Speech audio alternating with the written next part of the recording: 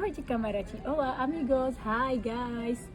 Decká, ja sa chcem k vám prihovoriť, aby ste sa učili cudzie jazyky. My sa momentálne nachádzame vo Francúzsku v jednej reštaurácii, kde sme sa nájsť a chcela som sa opýtať takej mladej dievčiny, 19-20, proste taká brigádnička tu, že kde sú toalety, proste základná otázka.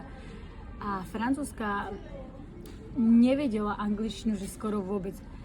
Ledva sa vymotala, že čo od nej chcem, vlastne ma porozumela, potom mi to tak poukazovala. Ale chcem povedať, že 19-20 rokov, že to je veľká škoda, že keď taký človek nevie cudzí jazyk. A v dnešnej dobe je to základ.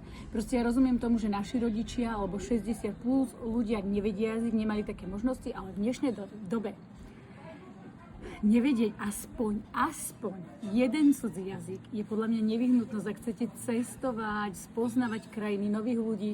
Učte sa cudzie jazyky. To je odkaz na dnes. Adios, čau, bye.